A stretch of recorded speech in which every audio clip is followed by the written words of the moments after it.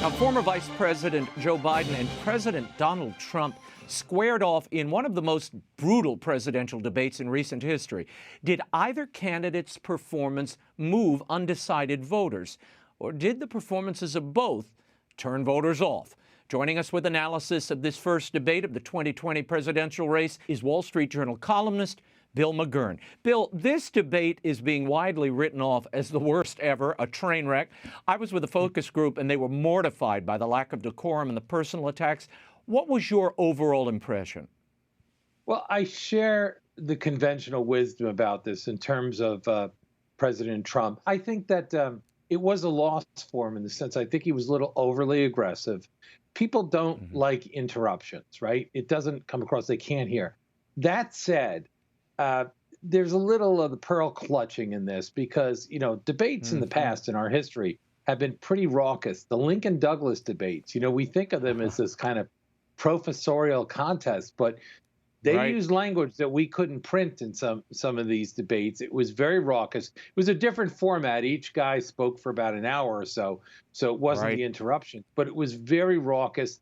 I don't mind raucous. My complaint is when I can't hear what they're saying. I also believe that I would rather have each candidate determine the questions to ask of the other candidate than moderators. I'd like to see them go at it each other more and respond. That tells you a lot. Can they respond on their feet? Can they deal with the pressure? Even when it's unfair, it tells you a lot about the candidates. No, that 2-minute limitation, Bill, I think undercuts the whole nature of the debate. And frankly, it saves candidates from having to answer in depth, which is a big problem. I want to show this little montage. This is Joe Biden really laying into the president with some salty language. Mr. President, Mr. President, you're talking about 2 million people. You're not President as a moderator. Folks, do you have any idea what this clown's doing?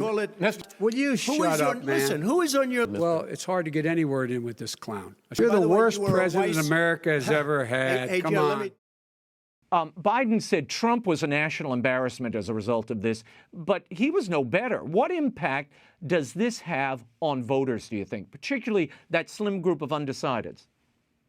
Yeah, I'm not sure. You know, one of the things that makes me very suspicious is the almost universal agreement on the debate by, you know, the Beltway class, our pundits, people like me, you know, and you. They all seem to be saying the same thing. I'm just not sure the average person sees it the same way. I think they're irritated by the crossover talk on both sides. I think they should let the other guys finish. But on the other hand, I'm not sure the president really hurt himself. I'm not sure he really advanced himself. Joe Biden did prove that he can go the length. A lot of people didn't think, you know, the bar was so low, didn't think he could do that. But look, I mean, the interesting thing now will be, how does each man recalibrate for the next debate? You know, sitting presidents running for re-election do not have good first debates. Jerry Ford botched it when he said Eastern Europe wasn't under Soviet domination. Jimmy Carter did a bad job with Reagan the first time. Reagan did a terrible job with Mondale and recovered in the second debate. George W. Bush had an awful debate with John Kerry, and it kind of made moot his performances in the last two, which were pretty good.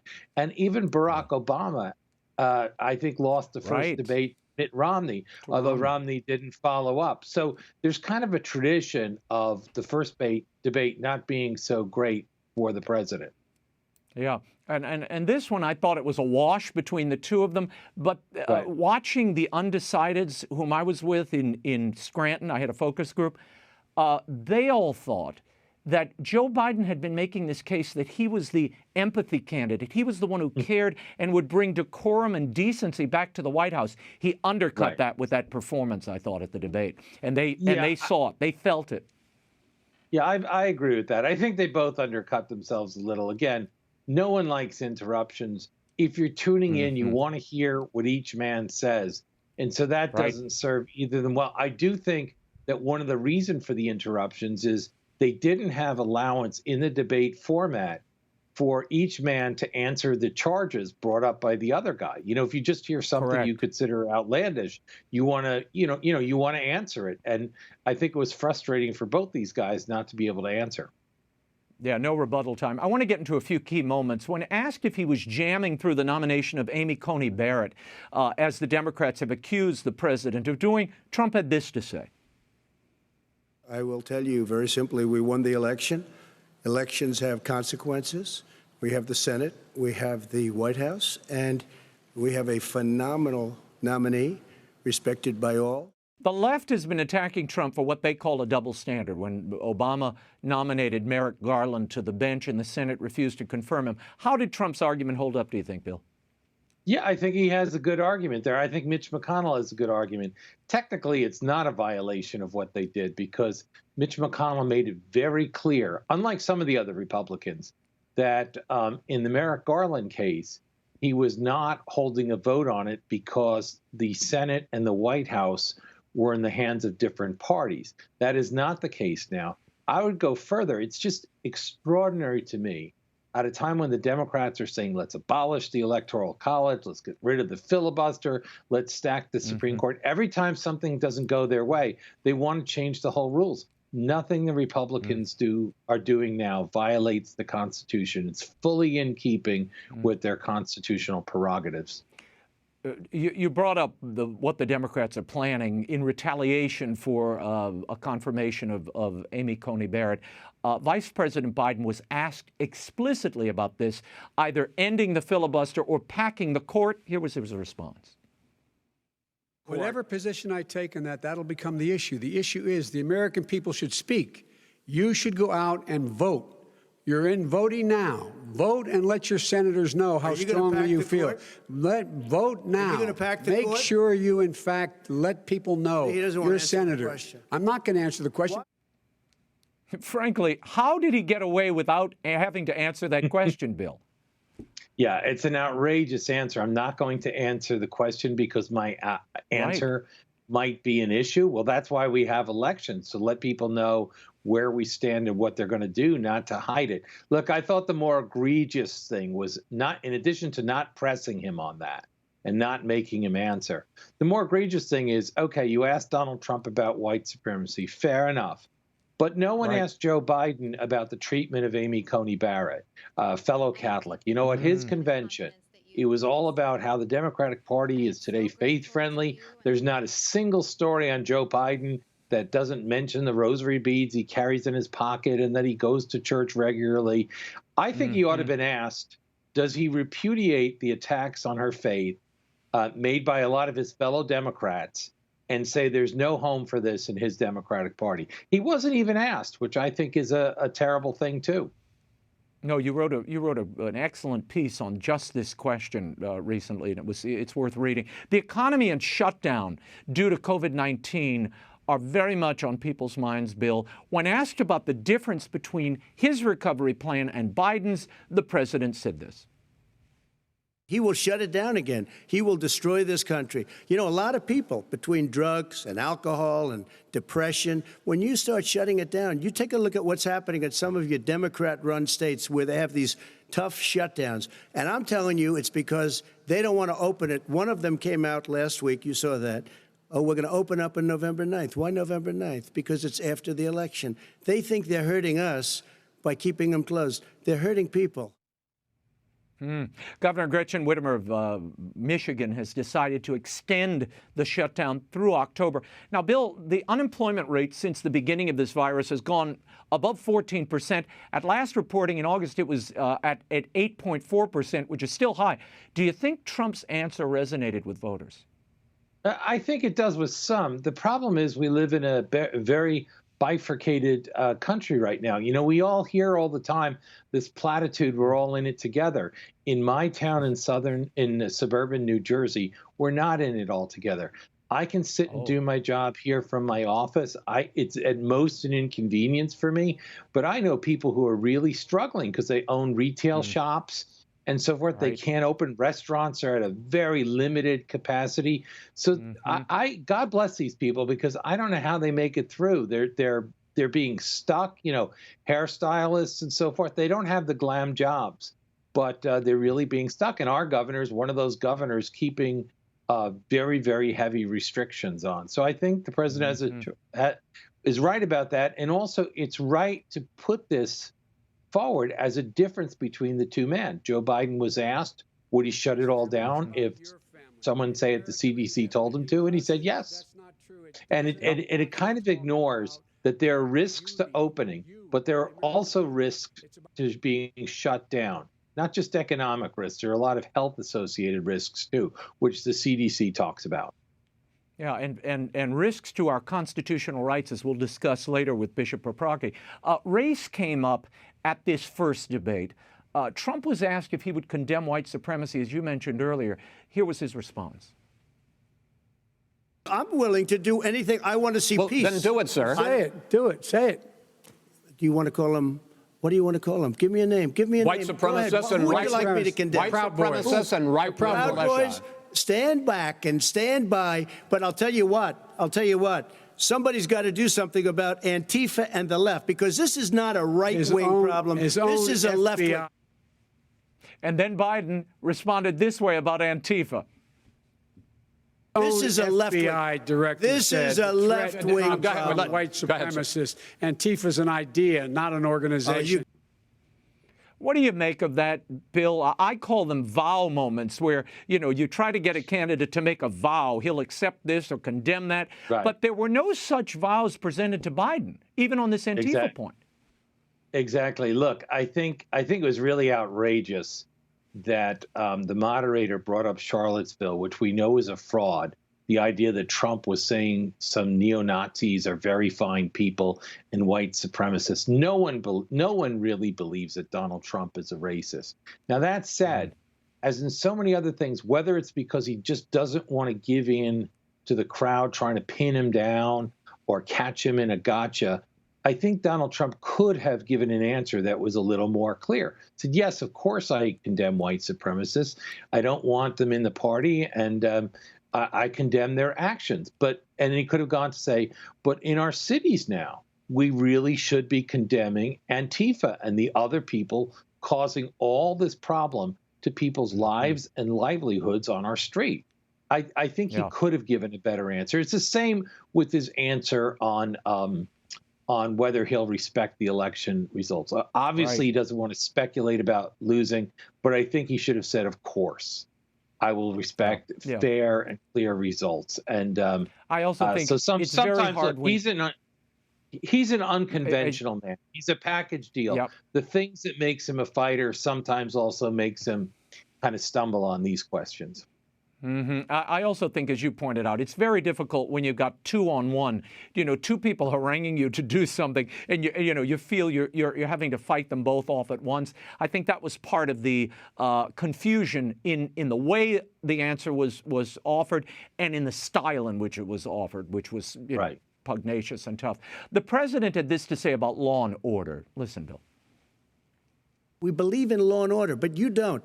The top 10 cities and just about the top 40 cities are run by Democrats and in many cases radical left, and they've got you wrapped around their finger, Joe. He has no law enforcement That's support. Not true. Almost nothing. Look. Oh, really? Who do you have? Name one group that supports you. Name one group that came out and supported you. Go ahead. Think. We have time. We don't have time to do anything. Yeah, there was a lot of, the clock is up, I can't answer. But this is a key point, that the president is raising about defunding the police, which Biden says he opposes, but he does support reimagining the police and perhaps allocating some of those funds to other places. Your thoughts on this? Does this play? Yeah. We see a lot of police unions supporting Trump. Yeah, this is, again, another case where Joe Biden says he's against riots and violence. They should be punished. But he won't get specific. They're asking Donald Trump about Proud Boys, but they don't ask Mr. Biden about what he would do. And does he think the Democratic mayors and governors should call out the National Guard and put these things down? Does he think that people should be let out on the streets by Democratic district attorneys after they're elected? This was one of the breakthrough moments for President Trump. And it's also one of the reasons I think it's kind of cheap to say, it was a wasted night and no one learned anything. If you're paying attention on both sides, you learned some differences about each man, what he would do in respect to different cases. So I think there were moments where clarity came through that President Trump stands for one thing and former Vice President Joe Biden stands for another. The Commission on Presidential Debates, Bill, as a result of what happened, they are suggesting perhaps changes for the next debate. Now, they haven't exactly said what those would be. Some suggest the moderator should be able to shut off the candidate's mic if they continue to talk beyond their allotted time. Is that a good idea? I don't think so. I don't either. I want to see debates more in control by the candidates and less filtered through moderators. Look, if you interrupt and you shout and you talk over someone else, the voters will see that and it will hurt you. I'm very suspicious about letting moderators determine the debate and define all the questions. I'd rather see, frankly, each guy just up there and they each go at each other. Again, my caveat is you have to be able to hear what they say. But again, if someone violates this, they'll be punished by the voters. And that's really who should make the decision. Yeah, it should be the candidates. And you know, they each asked more interesting questions at moments than, frankly, were being discussed at the time. Let the other candidates spar with them and come up with an answer for the people. And Raymond, you know, the reason for that is presumably each man has his idea of what's most important and what the weaknesses of his opponent are. So he will ask tougher questions than any moderator could, it seems to me. And I think that's an education for the American voter. You're right. Secretary of State Mike Pompeo was in Rome this week. I want your opinion of this. He urged the church to stand up for human and religious rights, particularly vis-a-vis China. I know this is something you've been reporting on for years. Watch. Pope Francis has exhorted the church to be permanently in a state of mission. It's a hope that resonates with this evangelical Protestant who believes, as the Holy Father does, that those of us given the gift of Christian faith have an obligation to do our best to bless others. To be a church permanently in a state of mission has many meanings. Surely one of them is to be a church permanently in defense of basic human rights, a church permanently opposed to tyrannical regimes, a church permanently engaged in support of those who wish to take the risk of freedom of which Pope John Paul II spoke, especially, most especially, where religious freedom is denied or limited or even crushed. Bill, what do you make of this and the resistance that Pompeo has received from those in the Roman Curia? Well, the Wall Street Journal, we have an editorial today on Mr. Pompeo's speech. I thought it was superb. He has written, as you know, before this speech, he wrote an article for First Things talking about China and all the violations that have occurred since the Vatican reached its deal, which is still secret. We don't know the terms. So it hasn't brought about good behavior. And I think he's absolutely right. I do think the Vatican's treatment of him was not proper. I mean, they say they denied, they yanked a meeting that he was going to have with the Holy Father. And they say it's because it's too close to the election. Well, Cardinal Zen flew all the way from Hong Kong. Cardinal Zen knows more than anyone in Rome what it's like to deal with the Chinese Communist Party.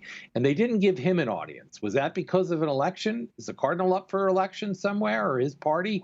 I think they would do well to heed the Secretary's advice. Also, in his remarks, after the speech, he had a press availability.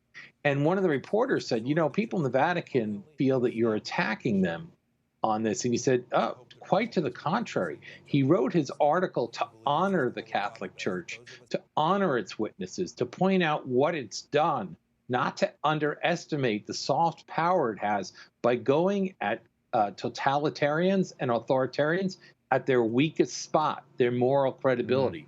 So I thought it was a tremendous witness by Secretary Pompeo, and I think he and Cardinal Zen were treated rather shabbily. Yeah. And you see, it's a shame that politics gets wrapped in here, or politics or ideology is used to somehow dismiss what are very important issues, and the human suffering occurring to the Chinese people, to the Chinese faithful, is abominable. And Cardinal Zen, he doesn't have a political axe to grind. He's screaming out for his people. Bill, just before we end, how does this all relate, this Vatican-China deal, how does it relate to what we're seeing in Hong Kong? You all mentioned that in your editorial today at the Wall Street Journal. Well, I think there's several ways. Look, Hong Kong used to be separate from China, and the Chinese, with their mainland Chinese communists, with their new national security law, has changed that. Now Hong Kong's just as bad in terms of human rights as China. The two most prominent Catholic laymen in Hong Kong, Jimmy Lai, newspaper owner, and Martin Lee, the founder of the Democratic Party, have both been arrested. So you can see the threat. It's not just in like the backwoods of China in some rural Catholic church. It's right in Hong Kong, the most international city of China. And though the terms of the deal the Vatican reached remain secret, we can see the results in the increased persecution, not just of Catholics, but of Buddhists, of Muslim Uyghurs, of Protestant house churches. That's all increased.